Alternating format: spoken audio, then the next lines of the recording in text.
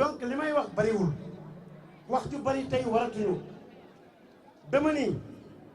bu ñuy lever immunité parlementaire nañu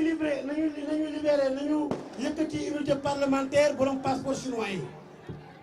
ma ne xam ngeen borom passeport chinois yi Moustapha Niass dama ni taxaw leen dama ni immunité parlementaire buñ koy lever yaakaar naa ni bu Moustapha Niass lañu war a lever mu leeral ñu ci passeport chinois yi ma ni immunité parlementaire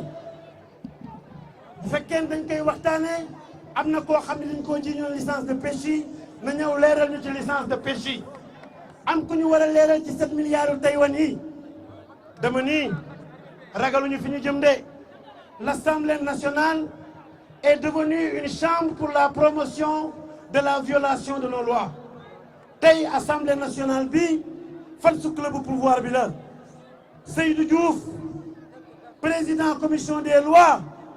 ancien secrétaire général chargé de la communication du mouvement national des jeunes socialistes yow lay waxal xamante nañ ci bureau national du mouvement des jeunes socialistes Abdou Mbow agent embauché par Khalifa Sall affecté à la radio municipale yow lay waxal duma tontu ay waxi Cheikh Seck ak ki naan bu naree nelaw tox ay joint toxkatu yamba boobu di wilaan duma wax ak moom ma ni jaawa boobu nga xam ni heure bii jëm gee ku ko bëgg a gis demal wakkaam ci baar yi man dina bay lang du ma wax ak ñooñu du ma wax ak ay Serigne Mbaye Thiam ñi nga xam ne Moustapha Niasse ñu ko fi indi daf koo trahir ci parti socialiste te bu PS doon génn du génn gouvernement bi ndax takk na fa ñaareel dama ni du ma wax waxi ñoom Aminata Mbengue du ma wax waxi Mame Bounama Sall ndaxte Khalifa Sall mi leen jëlal seen doom yi dimbali leen seen sët yi am bourse tey néeguñu koo seeti fa mu dëdd ndax ragal makki seen ndigg néeguñu koo jaale ji ndax seen baadoo la moonte bi Tanor amee dëjte Khalifa dem na jaale ji ko yaayu aram bi nga xam ne mooy jabaram te nelaw ma ni commission des lois laay waxal le 23 juin c'était nous Macky Sall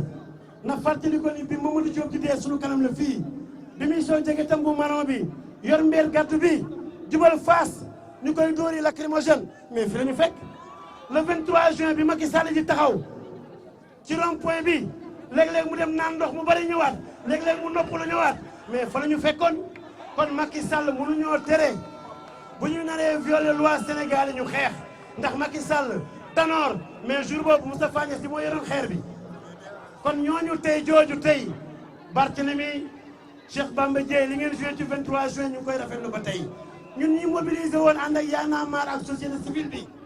lu raw 23 juin jour bi assemblée wootee dinañu ko def te Macky Sall mënuñu koo tere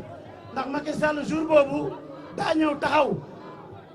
Ousmane Tanor Dieng taxaw Moustapha Niasse taxaw ak xeeram kon bu ñu naree violer loi yi ce n'est plus politique c'est défendre notre république c'est défendre nos lois donc j'avertis la commission des lois j'avertis la commission ad hoc si toutefois qu'ils pensent qu'ils peuvent librement violer nos textes et nos lois ils feront face à des républicains ils feront face à des combattants ils feront face à des héritiers de Senghor